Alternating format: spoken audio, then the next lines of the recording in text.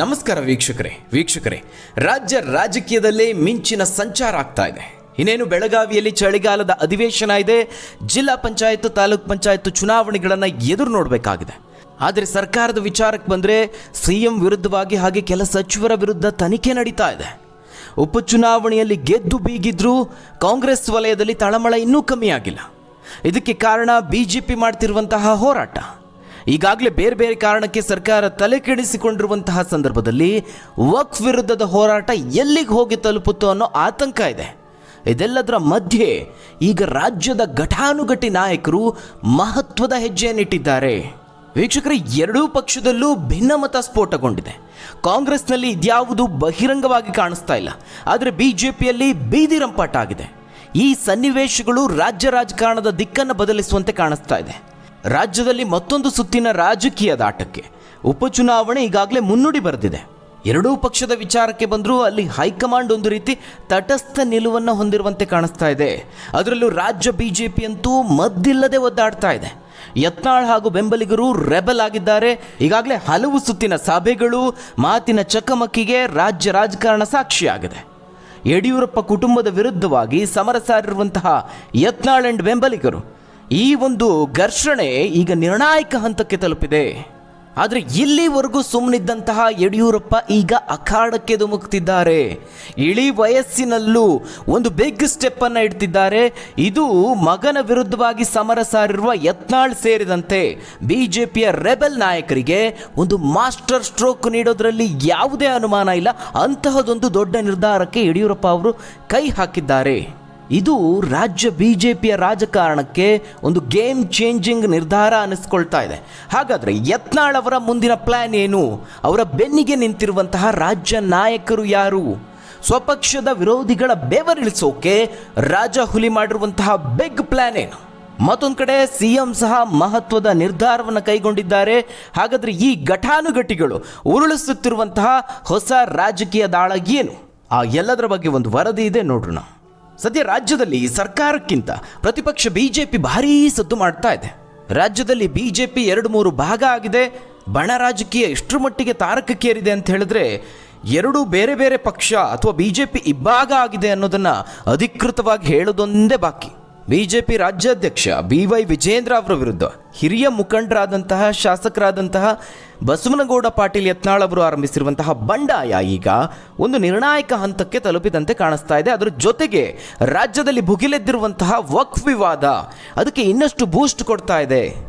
ವೀಕ್ಷಕರೇ, ಸದ್ಯ ಮುಂದಿನ 6 ತಿಂಗಳಲ್ಲಿ ರಾಜ್ಯ ರಾಜಕೀಯದಲ್ಲಿ ಹಲವು ಬದಲಾವಣೆಗಳಾಗುವಂತಹ ಸಾಧ್ಯತೆ ಇದೆ. ಅದರಲ್ಲಿ ಬಿಜೆಪಿ ಇಬ್ಬಾಗ ಆದರೂ ಆಶ್ಚರ್ಯ ಏನಿಲ್ಲ. ಈಗಾಗಲೇ ಬಿಜೆಪಿ ಹಾಗೆ JDSನಲ್ಲಿ ಹಲವು ನಾಯಕರು ಪಕ್ಷಾಂತರದ ಸುಳಿವನ್ನು ನೀಡಿದ್ದಾರೆ. ಕಾಂಗ್ರೆಸ್ ಕಡೆಗೆ ಹೋಗುವಂತಹ ಲಕ್ಷಣಗಳು ಕಾಣಿಸ್ತಾ ಇದೆ.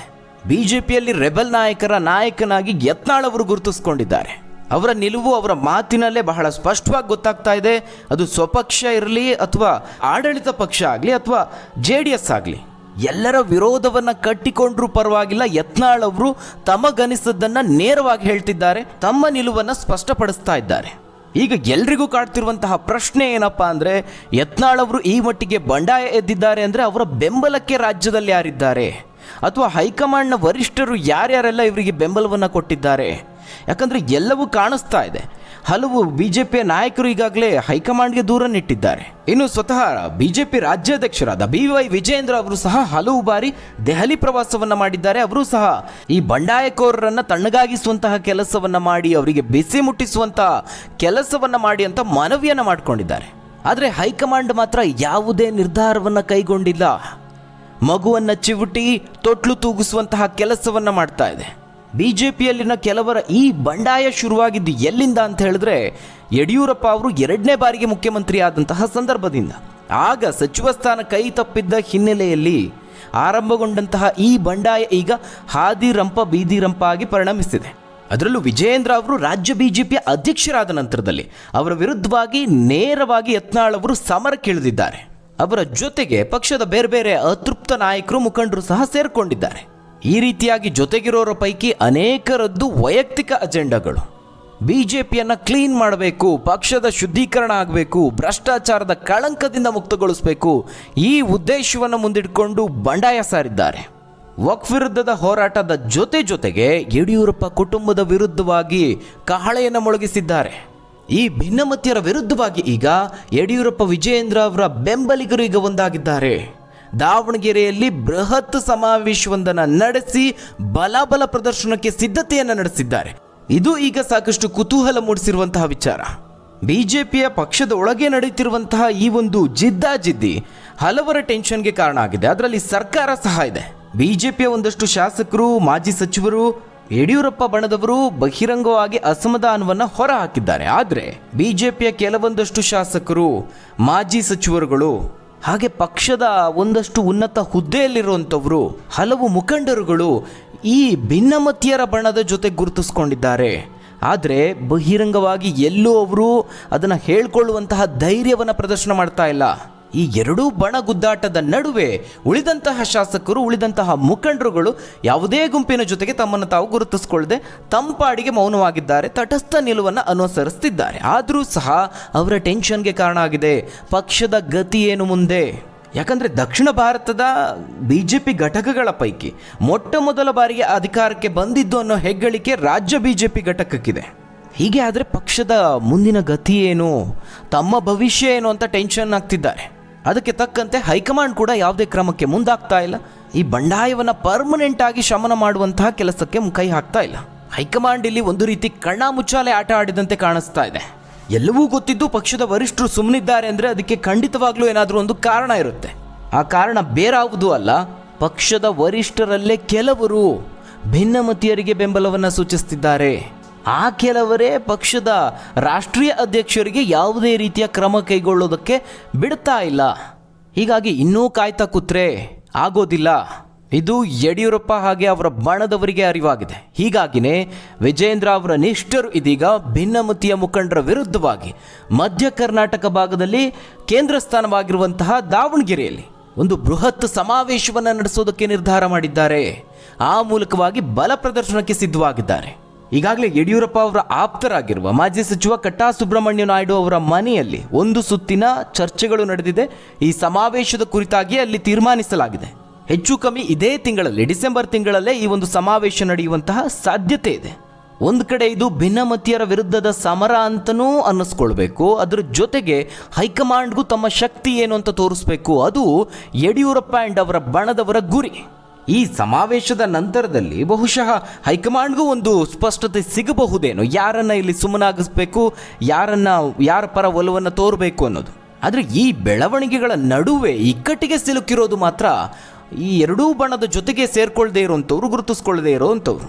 ಹೀಗಾಗಿ ಈ ಒಂದು ಸಮರ ಎರಡೂ ಬಣಕ್ಕೆ ಸೇರದ, ಬಹಿರಂಗವಾಗಿ ಅಂತರವನ್ನು ಕಾಯ್ದುಕೊಂಡಿರುವಂತಹ ಕೆಲ ಶಾಸಕರು, ಕೆಲ ಮುಖಂಡರು, ಹಾಗೆ ಪಕ್ಷದ ನಾಯಕತ್ವಕ್ಕೆ, ಸಿದ್ಧಾಂತಕ್ಕೆ ಬದ್ಧರಾಗಿರುವಂತಹ ಮುಖಂಡರುಗಳಿಗೆ ಇದು ಚಿಂತೆಗೆ ಕಾರಣ ಆಗಿದೆ. ಯಾಕಂದರೆ ಈಗ ಏನು ಯಡಿಯೂರಪ್ಪ ವಿಜಯೇಂದ್ರ ಪರ ಏನು ಸಮಾವೇಶ ನಡೆಯುತ್ತೆ, ಅದಕ್ಕೆ ಹೋದರೂ ಕಷ್ಟ, ಹೋಗದೇ ಇದ್ರೂ ಕಷ್ಟ. ಎರಡೂ ಬಣದವರು ತಮಗೆ ತೋಚಿದ ರೀತಿಯಲ್ಲಿ ಹೆಜ್ಜೆಯನ್ನು ಇಡ್ತಿದ್ದಾರೆ. ಸಮಾವೇಶಗಳು, ಸಭೆಗಳನ್ನು ನಡೆಸ್ತಿದ್ದಾರೆ. ಯಾವುದಕ್ಕೆ ಹೋಗಬೇಕು, ಹೋದ್ರೇನಾಗುತ್ತೆ, ಹೋಗದೇ ಇದ್ರೇನಾಗುತ್ತೆ, ಈ ಲೆಕ್ಕಾಚಾರಗಳು ಅವರ ತಲೆಯಲ್ಲಿ ಓಡ್ತಾ ಇದೆ. ಇನ್ನು ವೀಕ್ಷಕರೇ, ಬಿಜೆಪಿಯ ಈ ಒಂದು ಸಮರ ಸರ್ಕಾರಕ್ಕೆ ಯಾಕೆ ತಲೆನೋವು ಅಂತ ಕೇಳಿದ್ರೆ, ಸದ್ಯದಲ್ಲೇ ಬೆಳಗಾವಿಯಲ್ಲಿ ವಿಧಾನಮಂಡಲ ಅಧಿವೇಶನ ಆರಂಭ ಆಗುತ್ತೆ. ಡಿಸೆಂಬರ್ನಲ್ಲಿ ವಕ್ಫ್ ಹಗರಣದ ವಿರುದ್ಧವಾಗಿ ರಾಜ್ಯ ಬಿಜೆಪಿ ರಾಜ್ಯಾದ್ಯಂತ ಪ್ರತಿಭಟನೆಯನ್ನು ಹಮ್ಮಿಕೊಳ್ತಾ ಇದೆ. ಅಧಿವೇಶನದಲ್ಲೂ ಇದೇ ಪ್ರಮುಖ ವಿಚಾರವಾಗುತ್ತೆ. ಉಭಯ ಸದನಗಳಲ್ಲೂ ಬಿಜೆಪಿ ಸರ್ಕಾರದ ವಿರುದ್ಧವಾಗಿ ಪ್ರತಿಭಟನೆ ಮಾಡೋದಕ್ಕೆ ನಿರ್ಧಾರ ಮಾಡಿದೆ. ಈ ವಿಚಾರ ಎಲ್ಲೋ ವಿಜಯೇಂದ್ರ ಅವರಿಗೆ ಪ್ಲಸ್ ಆಗುವಂತಹ ಸಾಧ್ಯತೆ ಇದೆ. ಯಾಕಂದ್ರೆ ಸದನದಲ್ಲಿ ಬಿಜೆಪಿಯ ಪ್ರತಿಭಟನೆ ಒಂದು ವೇಳೆ ಗಂಭೀರ ಸ್ವರೂಪಕ್ಕೆ ಹೋಗಿದ್ದೇ ಆದಲ್ಲಿ ಆಗ ಕಲಾಪ ನಡೆಯೋದೇ ಅಸಾಧ್ಯ ಅನ್ನುವಂತಹ ಪರಿಸ್ಥಿತಿ ನಿರ್ಮಾಣ ಆಗಬಹುದು. ಆ ರೀತಿ ಆಗಿದ್ದೇ ಆದಲ್ಲಿ ಪ್ರತಿಪಕ್ಷದ ಸದಸ್ಯರ ವಿರುದ್ಧ ವಿಧಾನಸಭಾ ಅಧ್ಯಕ್ಷರನ್ನ ಅವರ ವಿರುದ್ಧವಾಗಿ ಕ್ರಮ ಕೈಗೊಳ್ಳೋದಕ್ಕೆ ಆಡಳಿತ ಪಕ್ಷದವರು ಒತ್ತಾಯ ಮಾಡ್ತಾರೆ. ಆ ರೀತಿಯ ಚರ್ಚೆಗಳು ಆಡಳಿತ ಪಕ್ಷದಲ್ಲಿ ಈಗಾಗಲೇ ನಡೆದಿದೆ ಎನ್ನಲಾಗಿದೆ. ಆ ರೀತಿ ಆದರೆ ವಿಜಯೇಂದ್ರ ಬಣಕ್ಕೆ ಇದು ಪ್ಲಸ್ ಪಾಯಿಂಟ್ ಆಗುತ್ತೆ. ಅದರಲ್ಲೂ ಹಿಂದೂ ವಿರೋಧಿ ನೀತಿಯನ್ನು ಅನುಸರಿಸಿ ಅಲ್ಪಸಂಖ್ಯಾತರ ತುಷ್ಟೀಕರಣಕ್ಕೆ ಸರ್ಕಾರ ಮುಂದಾಗಿದೆ, ಈ ರೀತಿಯಾಗಿ ಬಿಂಬಿಸುವಂತಹ ಸಾಧ್ಯತೆ ಇದೆ. ಅಲ್ಲದೆ ಈ ವಿಚಾರದಲ್ಲಿ ಎಲ್ಲರೂ ಒಂದಾಗಲೇಬೇಕಾಗುತ್ತೆ. ಪ್ರತಿಪಕ್ಷದ ನಾಯಕ ಆರ್ ಅಶೋಕ್ ಅವರು ಸಹ ಇದಕ್ಕೆ ಕೈ ಜೋಡಿಸಲೇಬೇಕಾಗುತ್ತೆ. ಇನ್ನು ರೆಬೆಲ್ ನಾಯಕರು ಯತ್ನಾಳ್ ಅಂಡ್ ಟೀಮ್ ಸಹ ವಕ್ಫ್ ವಿರುದ್ಧವಾಗಿ ಹೋರಾಟವನ್ನು ಕೈಗೊಂಡಿರೋದ್ರಿಂದ ಅಲ್ಲಿ ಬೇರೆ ನಿಲುವನ್ನು ತಾಳೋದಕ್ಕೆ ಸಾಧ್ಯ ಇಲ್ಲ. ಹೀಗಾಗಿ ಇದರ ಒಟ್ಟಾರೆ ಲಾಭವನ್ನು ಬಿಜೆಪಿ ಪಕ್ಷ ಪಡೆಯುತ್ತೆ. ಪ್ರಮುಖವಾಗಿ ವಿಜೇಂದ್ರ ಬಣಕ್ಕೆ ಇದು ಪ್ಲಸ್ ಪಾಯಿಂಟ್ ಆಗುವಂತಹ ಸಾಧ್ಯತೆ ಇದೆ. ಇನ್ನು ಯಡಿಯೂರಪ್ಪ ಬಣದವರು ಸಮಾವೇಶಕ್ಕೆ ಕೈ ಹಾಕಿರುವ ಹೊತ್ತಿನಲ್ಲೇ ಅದಕ್ಕೂ ಮೊದಲೇ ಸಿಎಂ ಸಿದ್ದರಾಮಯ್ಯ ಅವರು ಸಹ ಒಂದು ದೊಡ್ಡ ಸಮಾವೇಶಕ್ಕೆ ಸಿದ್ಧತೆಯನ್ನ ಮಾಡಿಕೊಳ್ತಿದ್ದಾರೆ. ತುಮಕೂರು ಹಾಗೆ ಹಾಸನದಲ್ಲಿ ಒಂದು ಬೃಹತ್ ಸಾಧನಾ ಸಮಾವೇಶವನ್ನ ನಡೆಸೋದಕ್ಕೆ ಮುಂದಾಗಿದ್ದಾರೆ. ಸರ್ಕಾರದ ಪರವಾಗಿ ನಡೆಯುತ್ತಿರುವಂತಹ ಕಾರ್ಯಕ್ರಮವಾಗಿ ಬಿಂಬಿತವಾದರೂ ಸಹ ಅದು ಸಿದ್ದರಾಮಯ್ಯ ಅವರು ತಮ್ಮ ವಿರೋಧಿಗಳಿಗೆ ಸೆಡ್ಡು ಹೊಡೆಯೋದಕ್ಕೆ ನಿರ್ಧರಿಸಿರುವಂತಹ ಸಮಾವೇಶ. ಇದಿಷ್ಟು ರಾಜ್ಯ ರಾಜಕೀಯದಲ್ಲಿ ಆಗಿರುವಂತಹ ಒಂದಷ್ಟು ಬೆಳವಣಿಗೆಗಳು. ಹಾಗಾದರೆ ವೀಕ್ಷಕರೇ, ಬಿಜೆಪಿ ರಾಜ್ಯಾಧ್ಯಕ್ಷರ ಬದಲಾವಣೆ ಆಗಬೇಕಾ ಬೇಡವಾ? ಘಟಾನುಘಟಿ ನಾಯಕರು ನಡೆಸ್ತಿರುವಂತಹ ಸಮಾವೇಶದ ಹಿಂದಿನ ಉದ್ದೇಶ ಏನಾಗಿರಬಹುದು? ತಪ್ಪದೆ ನಿಮ್ಮ ಅನಿಸಿಕೆ ಅಭಿಪ್ರಾಯವನ್ನು ಕಮೆಂಟ್ ಮೂಲಕವಾಗಿ ತಿಳಿಸಿ. ಧನ್ಯವಾದಗಳು ವೀಕ್ಷಕರೇ.